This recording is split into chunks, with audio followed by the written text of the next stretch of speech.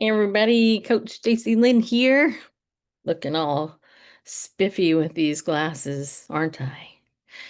Anyway, hey, I want to welcome you to the video today. Today I'm doing a disruption video.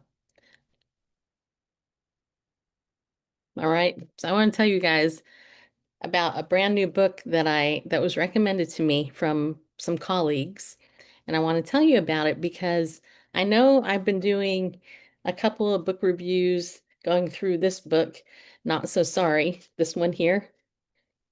And I will get to chapter whatever it is, 3 this week sometime.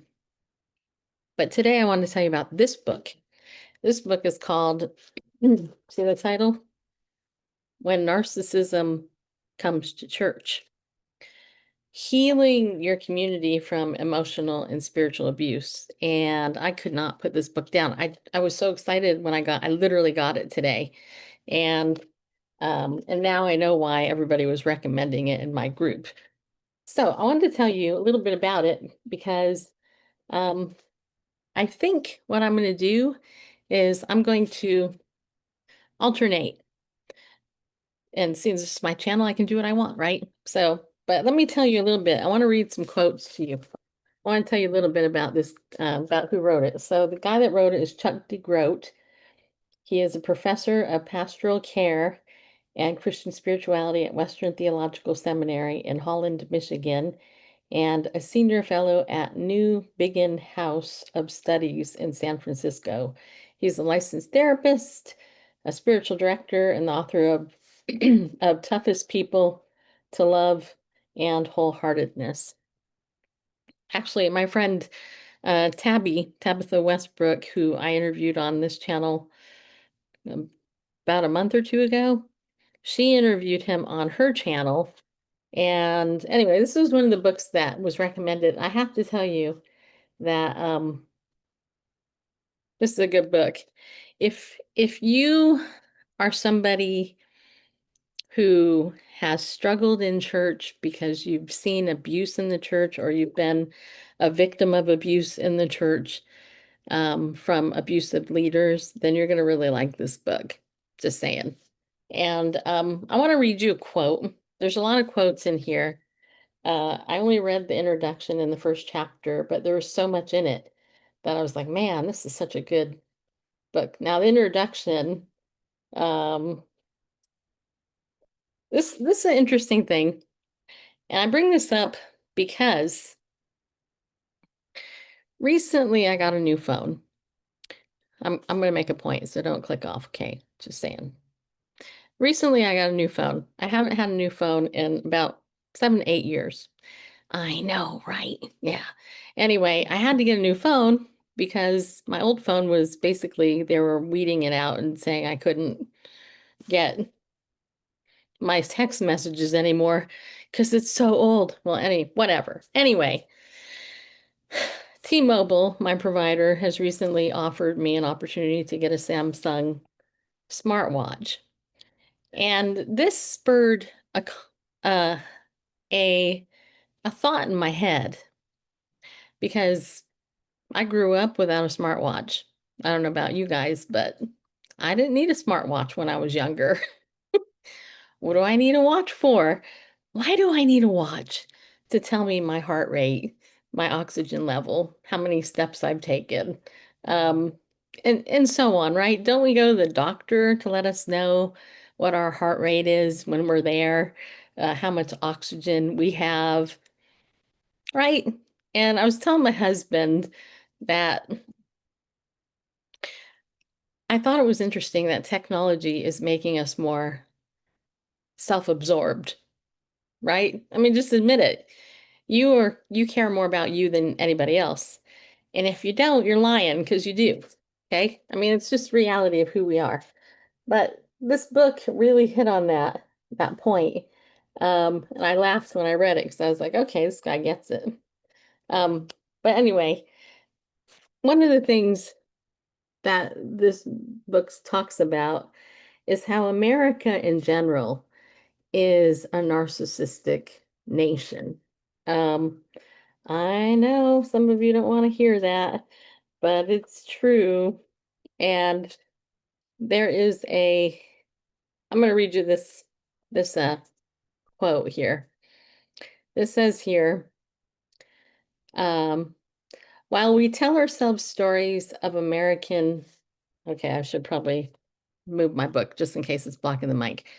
While we tell ourselves stories of American exceptionalism, we hide what's beneath: fragmentation, systematic racism, ethnocentrism, misogyny, addiction, shame, and so much more. We've got a problem. All of us. All of us have a problem, people. It's an us problem, not a them problem. And my hope is that this book will invite each of us to ask how we participate in narcissistic systems while providing clear resources for those who have been traumatized by narcissistic relationships, particularly in the church. So I like that this book actually starts out talking about this. And I think it's important because if we're going to be honest about how we've been hurt in the church or whatever, we also have to be honest about who we are as people. And anybody that knows me, who's known me for any length of time, one of the things that I harp on, to use my last name, is that there is a cost to being real, and fake people annoy me. Because it costs people to be real. And we live in a society where, and this is something interesting, and if you're not aware of this, part of my coach training was having to do a whole bunch of training on the youth of today. Now, for me, that's cool because I love kids and I love the youth. But what the youth have grown up with today, that me and probably you, if you're over 40 or whatever, didn't, is they've grown up in an avatar world. They have grown up with having to make little avatars on social media, and these avatars mask who they are. You can be anything online, right? Um, you can, and all you gotta do is look online. People are mean online because they can hide behind something. People can act like victims online because they can hide behind an avatar. So if you are somebody who has had to deal with that, or you're dealing with somebody younger, one of the things you need to know as an older person is that the younger generation has had to deal with living in an avatar world. They have all these different profiles everywhere. So it makes it hard to be real, right? So, but the problem is we also live that way in the church, especially in the mega churches where we have collectively elevated a pastor, most likely a narcissist, and then he has nurtured you as the congregation to worship him. I have to tell you, as I was reading through this book, the first couple of chapters, I got a lot to say, but in particular, I want to share with you a specific part here, ouch, for today, because it really ties into what I've witnessed with followers of Perry Stone. But first, I want to read this quote from Henry Nouwen. This is very good. Listen to this. The beloved priest psychologist Henry Nouwen wasn't trying to define narcissism, but he might as well have been when he wrote the following quote. The long, painful history of the church is the history of people ever and again tempted to choose power over love, control over the cross, being a leader over being led. Those who resisted this temptation to the end and thereby give us hope are the true saints. One thing is clear to me: the temptation of power is greatest when intimacy is a threat. Much Christian leadership is exercised by people who do not know how to develop healthy, intimate relationships and have opted for power and control instead. Many Christian empire builders have been people unable to give and receive love. And therein is a drop the mic, or in my case, a walnut uh, point. This is an awesome quote. Awesome quote. I love this quote because it's so true, right? Okay, so there's a lot in the book, and today I just want to whet your appetite for this, but I also want to I also want to talk to you a little bit here about just this one last paragraph because I don't want this video to be too long. And then I want you to weigh in the comment and tell me if you can see this or you've seen these type of dynamics maybe in the past in a church you've been or online or in a community. This is what the author writes. He writes, um, he's talking about narcissistic systems. This is what he says. Churches are particularly susceptible to a phenomenon called collective narcissism, in which the charismatic leader slash follower relationship is understood as a given. Sadly, in recent years, we witnessed too many instances of charismatic Christian leaders gaining a massive following both within the church and on social media, only to be exposed as manipulative, abusive, and dictatorial. Gerald Post argues that a mutually reinforcing relationship exists between leader and follower. The leader relies on the adoration and respect of all his followers, aka Perry Stone, just as an example. And there's way more, but I like to pick on good old Perry. But it's really true. Perry, if you're watching, I hope you repent, bud. Okay, anyway. Um, okay, anyway, back to the point here. Okay, it says here, the leader relies on the adoration and respect of his followers. The follower is attracted to the omnipotence and charisma of the leader. Now I'm going to say something. I got some stuff on my keyboard. I'm going to say something shocking. Okay. Something shocking there. Said it. Seriously, here's the shocking part. Perry Stone is charismatic, right? I mean, he's a loudmouth, charismatic, and he is actually charismatic. Um, and that is why he can sucker so many people. He is a great marketer, he's a great manipulator, and all that. But here's the thing, his followers, by and large, and all you gotta do is read the comments on my page here, his followers worship this guy, right? Just like people worship, I mean, I can name other people, Michael Brown. I mean, there's others, the same thing happens, but this here was so well said. So I'm going to say it again. The leader relies on the adoration and respect of his followers. The follower is attracted to the omnipotence and charisma of the leader. The leader uses polarizing rhetoric that identifies an outside enemy. That would be me, a YouTuber. um, Bringing together leader and followers on a grandiose mission. The followers feed off the leader's certainty in order to fill their own empty senses of self.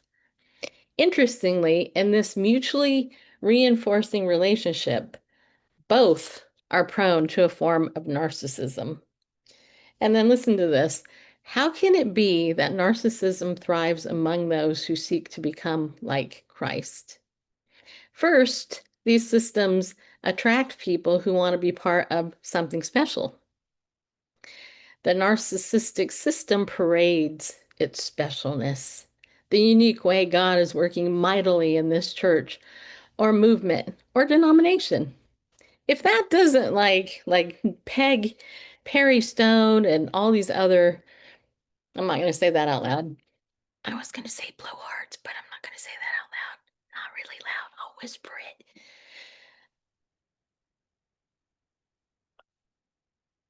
But if that actually doesn't um, describe these guys, then I don't know what does. Because Perry Stone's all about I'm so special. I've had 10 million visions from God. They've all been perfect, blah, blah, blah.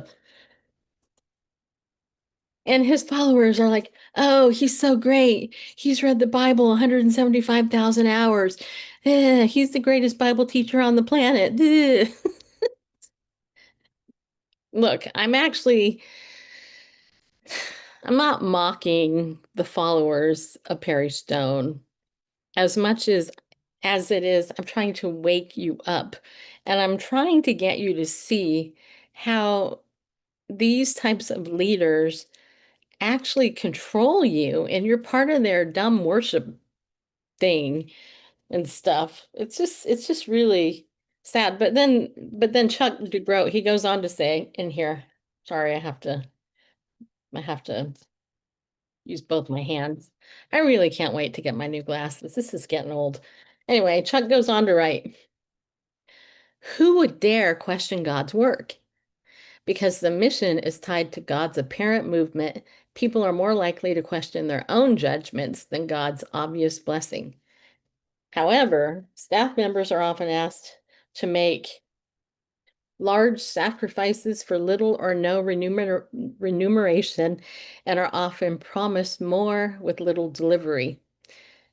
Those who ascend tend to collude with the system. Those who ultimately refuse to idealize the leader are chewed up and spit out. But because the mission is a seemingly spiritual one, the system goes unchallenged. So I wanted to bring that up. And there's so much more in this book, So let me know if you want me to do more on this book. This is a great book. I really am enjoying this so far because the author knows what he's talking about. First of all, he's been in ministry and he's also a therapist. Um, he understands narcissism as a diagnostic thing, but he also understands because he's been hurt in the church himself, like many of us have been, and he understands how these systems work, and don't ever forget that it is a system. One of the things I often teach my clients, especially if they've been in an abusive church system, um, and they've had to deal with an abusive pastor, and I've had a couple, is that a church is only as healthy as the leader is. And I'll tell you just really quick, when my husband and I went to a church many years ago, and the pastor is still the pastor of this church. My husband was an elder in this church, and um, he was the only guy on the elder board, including the pastor. Everybody except my husband had been divorced. My husband was the only one who was not divorced because the church was actually born out of a singles group of divorced people. So that system that we were a part of wasn't healthy for my husband and me because we had never been divorced. And so when we were trying to introduce what health looks like, the leader didn't like it. So a church is only as healthy as its leader. And if you have a church full of yes men, then you need to look at the leader. Because it's interesting. One of the things that he talks about in the book here is that church planters are often narcissists. So just an interesting couple of minutes I wanted to spend with you today. I'm really gonna, look forward to talking to you more about what's in this book. And if you are interested in me doing that, let me know. Let me know your thoughts. If you actually watched this far, let me know your thoughts.